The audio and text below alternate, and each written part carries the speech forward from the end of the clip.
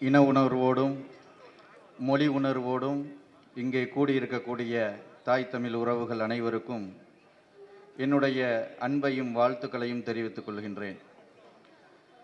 இஸ்லாம் எங்கள் வழி, இன்பத் தமிழே எங்கள் மொழி.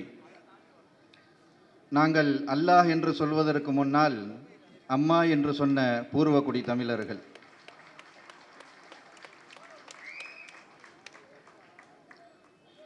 தமிழை காப்பாற்றுவதற்கு நமது முன்னோர்கள் சங்கம் வைத்தார்கள்.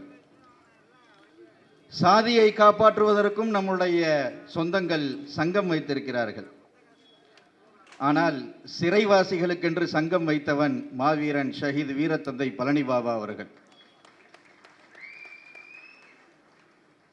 அந்த சிறைவாசிகளின் சங்கத்தின் பொதுச் செயலாளராகத்தான் அண்ணன் சீமான் அவர்கள் இருக்கிறார்கள் என்பதை நான் பெருமையோடு சொல்லிக் கொள்கின்றேன்.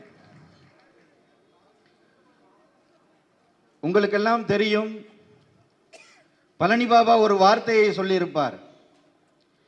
வரலாறு என்னை விடுதலை செய்யும், வருங்காலம் என் சார்பில் வஞ்சம் எடுக்கும் என்று சொல்லியிருப்பார். வரலாறு எப்படி பழனி பாபாவை விடுதலை செய்தது? வரலாறு எப்படி பழனி பாபாவின் சார்பாக வன்மம் எடுத்துக் கொண்டிருக்கிறது? நானோ அண்ணன் ஹுமாயினோ அல்லது நாம் தமிழர் கட்சியில் இருக்கக்கூடிய இஸ்லாமியர்களோ அல்லது அண்ணன் தடா ரஹீம் அவர்களோ இவர்களெல்லாம் பழனி பாபாவை போற்றுவது வரலாற்று விடுதலை அல்ல. என் அன்பு சொந்தங்களே, இஸ்லாத்திற்கும் பழனி பாபாவிற்கும் சம்பந்தம் இல்லாத சீமான் என்கின்ற ஒருவன் பழனி பாபாவை நினைவுபடுத்துகின்றானே, அதுதான் வரலாற்று விடுதலை. அதுதான் பழனி பாபா எதிர்பார்த்த வரலாறு என்னை விடுதலை செய்யும் என்பதற்கான பொருள் அதுதான். இஸ்லாமிய சமூகம் கைவிட்டு விட்டது இஸ்லாமிய சிறைவாசிகளை. இஸ்லாமிய தலைவர்கள் கைவிட்டு விட்டார்கள் சிறைவாசிகளை. அரசும் கைவிட்டு விட்டது இஸ்லாமிய சிறைவாசிகளை.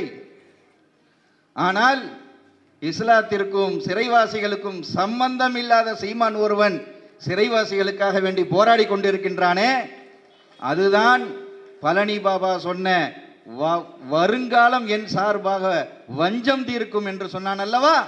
அந்த வஞ்சத்தை தான் சீமான் தீர்த்து கொண்டிருக்கின்றான், திராவிடத்திற்கும் ஆரியத்திற்கும். கொஞ்சம் யோசித்து பாருங்கள். சீமானவர்களை பிஜேபியினுடைய பி டீம் என்று சொல்கின்றவன் எல்லாம் யார்? பழனி பாபா சொல்லுகின்றான், அதிகாரத்தில் உள்ளவர்கள் எல்லாம் எவனை காட்டி இவன் அயோக்கியன், இவன் தீவிரவாதி, இவன் இனவெறியன் என்று சொல்கின்றானோ அவன் தாண்டா மக்களுக்கானவன், அவன் தான் மக்களுக்கானவன்.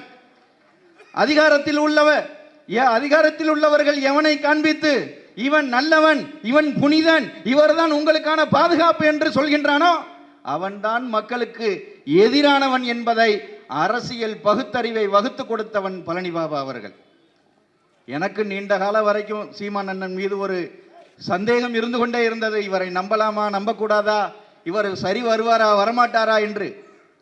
ஆனால் எப்பொழுதெல்லாம் இந்த நாட்டை நாசமாக்கிய, இந்த நாட்டை ஆண்டு இந்த வளங்களை எல்லாம் திருடி கொளுத்த இந்த திராவிட கட்சிகளும் ஆரிய தேசிய கட்சிகளும் சீமான் அவர்களை பார்த்து பிஜேபியினுடைய பி டீம் என்று திராவிட ஒட்டுணிகளாக இருந்த அத்துணை கட்சிகளும் பேச ஆரம்பித்ததோ அப்பொழுதுதான் நான் முடிவெடுத்தேன், சீமான் தான் மக்களுக்கானவன். பழனி பாபா சொன்ன அந்த வார்த்தை சீமானுக்குத்தான் பொருந்தும். அப்ப பிஜேபியினுடைய பி டீம் சீமான் என்றால் அவன் பிஜேபியினுடைய பி டீம் அல்ல. நாங்கள் தான் பிஜேபியை எதிர்க்கின்றோம், ஆரியத்தை எதிர்க்கிறோம் என்று கூறுகிறான் என்று சொன்னால் அவன் ஆரியத்தை எதிர்க்கவில்லை, ஆரியத்திடம் மண்டியிட்டு கிடக்கிறான் என்பதை பழனி பாபா சொன்னது போல அந்த முடிவை தமிழ் தேசிய இஸ்லாமிய கூட்டமைப்பு இமாம்களான நாங்கள் எடுத்தோம். ஆளும் வர்க்கம் எப்பொழுது வாயை திறந்து சொன்னதோ, அவங்க வாயை மூடிட்டு இருந்திருந்தா கூட நான் சீமான் அவர்களை நம்பியிருக்க மாட்டேன். ஆனா வாயை திறந்து எப்பதான் சீமான் இந்த மண்ணுக்கு எதிரானவர் என்று சொன்னாரோ அப்பொழுதுதான் எங்களுக்கு உறுதியான நம்பிக்கை பிறந்தது. சீமான் நிச்சயமாக இந்த மண்ணுக்கும் மக்களுக்கும் உண்மையாக நிற்பான் என்கின்ற நம்பிக்கை பிறந்தது. நீங்கள் யோசித்து பாருங்கள், சிறைவாசிகளை பற்றி இதுவரைக்கும் எந்த கட்சியும் வாய் திறந்ததில்லை. தேர்தல் வருகின்ற இந்த 2026 அண்ணன் தடா ரஹீம் அவர்கள் போய் எடப்பாடி பழனிசாமியை பார்த்து இந்த கோரிக்கையை நீங்க சட்டமன்றத்தில் வைங்க அப்படின்னு சொன்னதுக்கு அப்புறமும் அண்ணன் சீமான் அவர்கள் மாவட்டத்தினுடைய தலைநகரங்கள் தோறும் சிறைவாசிகளுக்காக வேண்டி விடுதலையை மேற்கொள்ளுகின்ற அந்த காட்சிகளை பார்த்ததற்கு பின்னால், ஆஹா, இஸ்லாமியர்கள் விழித்துக் கொண்டார்களே, இனி அவர்களை ஏமாற்ற முடியாதே, அவர்களுடைய உயிர் நாடி பிரச்சனையாக இருக்கக்கூடிய, அவர்களுடைய முதன்மையான பிரச்சனையாக இருக்கக்கூடிய சிறைவாசிகளை பற்றி நாம் பேச வேண்டும் என்பதற்காக வேண்டி சமீபத்தில் நடந்த சட்டமன்ற கூட்டத்தொடரில் முஸ்லிம்களுக்கும் காங்கிரசுக்கும் சம்பந்தமே இல்லை, செல்வ பிறந்தகை சிறைவாசிகளை பற்றி பேசுகிறார். விடுதலை சிறுத்தைகளுடைய கட்சி சார்பாக எம்எல்ஏ அவர்கள் பேசுகின்றார், சிபிஎம்முக்கும் இஸ்லாத்துக்கும் சம்பந்தமே இல்லை, அவர் சிறைவாசிகளை பற்றி பேசுகின்றார். ஏன்? தேர்தல் வருவதினால் இதுவரைக்கும் வாய் திறக்காத இந்த சட்டமன்ற உறுப்பினர்கள் இப்பொழுது வாய் திறக்கிறார்களே, இதுதான் உங்களுடைய சமூக நீதியா? எத்தனை குற்றவாளிகள் சிறைவாசிகள் குற்றத்தை அவர்கள் செய்த பெரும் பெரும் குற்றங்களில் இருந்து சிறையிலிருந்து விடுதலை செய்யப்பட்டார்கள். லீலாவதி கொலை வழக்கில் கைது செய்யப்பட்டவர்கள் விடுதலை செய்யப்பட்டார்களே, தர்மபுரி கொலை வழக்கில் கைது செய்யப்பட்டவர்கள் விடுதலை செய்யப்பட்டார்களே. என்னுடைய அண்ணன்மார்கள் எல்லாம் சொன்னார்கள், கோவை குண்டுவெடிப்பில் சம்பந்தப்பட்டவர்கள் எல்லாம் விடுதலை செய்யப்பட்டார்கள். விசாரணை என்கின்ற பெயரில் சம்பந்தம் இல்லாத இஸ்லாமிய இளைஞர்களை கொண்டு சிறையில் அடைத்தீர்களே, இதுதான் சமூக நீதியா?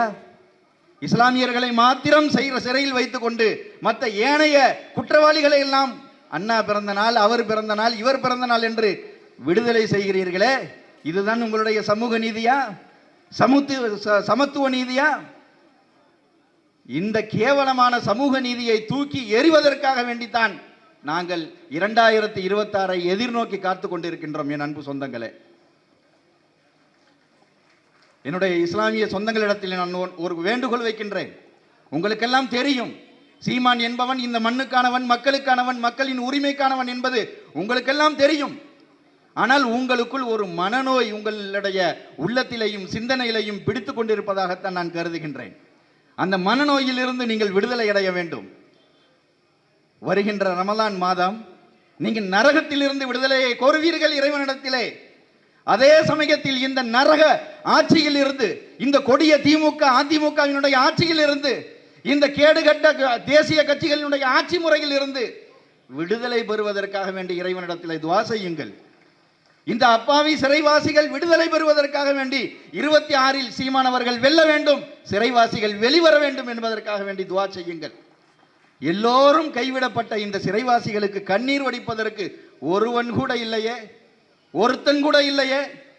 மதமாகவும் இந்த தலைவர்கள் இந்த சிறைவாசிகளை பார்க்கவில்லை, இனமாகவும் இந்த சிறைவாசிகளை பார்க்கவில்லை.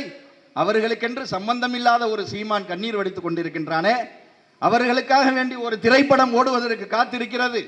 சிறைவாசிகளினுடைய குடும்பம் பொருளாதாரத்தில் எவ்வளவு பின்தங்கி, அவர்கள் அன்றாட வாழ்க்கை எவ்வளவு மோசமான நிலையில் என்பதை இந்த சமூகம் உணர வேண்டும் என்பதற்காக வேண்டிதான் சீமான் அவர்கள் காத்துக் கொண்டிருக்கிறார். ரமலானுடைய மாதத்தில் ஏழை எளியவர்களுக்கெல்லாம் நீங்கள் தான தர்மங்கள் செய்வீர்கள். இறைவன் சொல்லுகின்றான், இன்னம ஸதகாத்துல் ஃபுகராய் வல் மசாகீன வல் ஆமிலீன அலைஹா வல் முஅல்லஃபத்தி குலூப். யார் யாருக்கெல்லாம் தர்மம் செய்ய வேண்டும் என்று சொன்ன பட்டியலில் சிறைவாசிகளும் இருக்கிறார்களே. என் இஸ்லாமிய சொந்தங்களே, என்றாவது சிறைவாசிகளுடைய குடும்பத்தை நீங்கள் நல்லது கெட்ட நாளில் நினைத்து பார்த்ததுண்டா? அவர்களுடைய குடும்ப நிலைகளை யோசித்ததுண்டா? உங்களுடைய குடும்பத்தில் ஒருவராக சிறையில் யாராவது அடைக்கப்பட்டிருந்தால் உங்கள் மனவேதனை எப்படி இருக்கும்? சற்று சிந்தித்து பாருங்கள். அவர்களுடைய குடும்பத்தை கொண்டும் கருணையோடு பாருங்கள், அவர்களுக்கு உதவி செய்யுங்கள் என்று நான் உங்களை கட்டளையிட முடியாது. உங்களுக்காக இதயத்தில் இருந்து பிறக்க வேண்டும், அந்த குடும்பத்தினுடைய வறுமை நிலையை போக்க வேண்டும், அந்த குடும்பத்தினுடைய சிறைவாசிகளை மீட்கப்பட வேண்டும் என்கின்ற எண்ணத்தில் வருகின்ற 2026 ஒரு இஸ்லாமிய மக்களுக்கு கிடைத்த மிக பெரும் வரலாற்று வாய்ப்பு. இஸ்லாமிய சமூகத்தை அரசியல்வாதிகளிடம் அடமான வைத்து அண்டி பிழைத்த இந்த இஸ்லாமிய தலைவர்களை எல்லாம் அரசியலில் இருந்து அப்புறப்படுத்துவதற்கு உங்களுக்கு கிடைத்திருக்கின்ற வாய்ப்பு. அப்புறப்படுத்துங்கள். இந்த தலைவர்களால் இந்த மண்ணில் நிகழ்ந்த சாதனை என்ன? இந்த இஸ்லாமிய தலைவர்கள் இந்த மண்ணில் சாதித்தது என்ன? பாபர் மசூதியை போராடி தடுத்து நிறுத்தினார்களா? 3.5 நிறைவேற்றுவதற்கு போராடினார்களா? சிறைவாசிகளை வெளியில் கொண்டு வருவதற்கு உண்ணாவிரதம் இருந்தார்களா?